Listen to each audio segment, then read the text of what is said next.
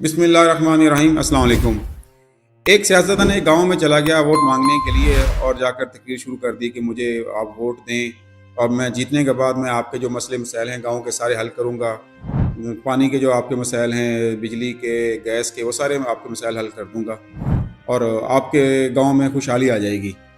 तो वहाँ पे एक बुजुर्ग बैठा हुआ था, वो खड़ा हो गया। उसने कहा कि भाई एक मिनट ठहरें, मैं अपने गधे से पूछ लूँ, अगर मेरा गधा इजाज़त देगा तो मैं आपको वोट दूंगा। सारे मजमे वाले हक्के बक्के रह गए कि भाई गधा कैसे बोलेगा कि आप वोट दें या ना दें।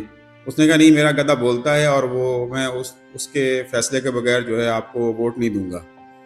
तो जब उसने असरार किया, गाँव वालों ने कहा ठीक है, आप अपने गधे से पूछ लें। वो अपने गधे को ले आया और उसने कान में ज़रा कोई खुसर खुसर की और थोड़ी देर के बाद कहने लगा, मेरा गधा कहता है कि नहीं, आप इसको वोट ना दें, ये झूठ बोल रहा है, आपके वादे पूरे नहीं करेगा। तो उसने कहा भाई वो कैसे, 5 साल ये पहले आया था वोट मांगने के लिए, तो उस वक्त भी हमने इसको वोट दिया था और इसने वादा किया था कि मैं आपके जो पानी के मसाइल हल करूँगा। तो मेरा गधा कह रहा है कि तो अभी तक वो मसाइल तो हल हुआ नहीं। मीलों दूर से जो पानी भरकर मैं ला रहा हूँ और 5 साल तक मैं ही इसके वादे पूरे करता हूँ। इसने जो झूठे वादे किए थे उसके लिए मैं जलील होता रहा हूँ और पानी ला ला कर को मैं पिलाता रहा हूँ। तो लिहाजा इसने दोबारा भी वही हाल करना है। इसने पानी के मसाइल और दूसरे मसाइल आपके हल नहीं करने और ये फिर 5 साल गायब हो जाएगा वोट लेने के बाद, ये दोबारा आपके गांव में नहीं आएगा। तो लिहाजा मेहरबानी करके वोट ना दें। दोस्तों, ये बात करने का मकसद ये है, आप लोगों को पता है कि इलेक्शन करीब आ गए हैं और डेट भी अनाउंस हो गई है। फरवरी में इंशाल्लाह सुनने में आ रहा है कि इलेक्शन हो रहे हैं। ये कैंडिडेट हैं आपके जितने, लास्ट टाइम भी इन्होंने आपसे जो वादे किए थे, तो आप लोगों को पता होगा कि आप लोगों के साथ जो वादे इन्होंने किए थे, कोई भी वादा मेरे ख्याल में पूरा नहीं किया। अगर किए भी होंगे तो आप लोगों को मालूम होगा कौन से वादे इन्होंने पूरे किए हैं और कौन से नहीं किए।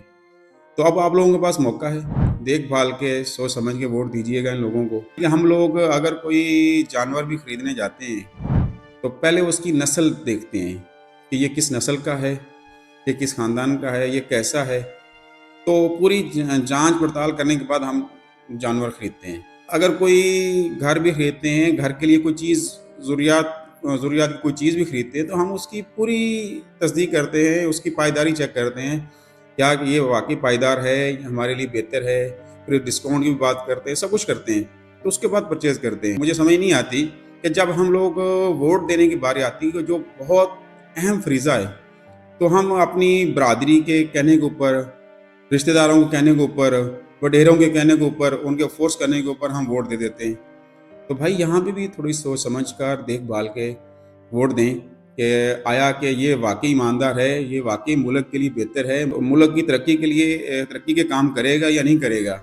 तो फिर ही दें। ये बहुत बड़ी जिम्मेदारी है वोट देना, कोई छोटी जिम्मेदारी नहीं है।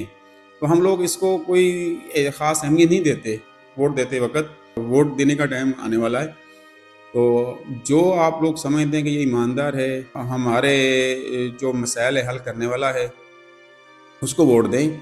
ना कि अपनी बरादरी बेस पे दें, ना अपने किसी वडेरे के कहने के ऊपर दें। बाद में भी 5 साल फिर आप लोगों ने इसको बर्दाश्त करना है। अस्सलाम वालेकुम।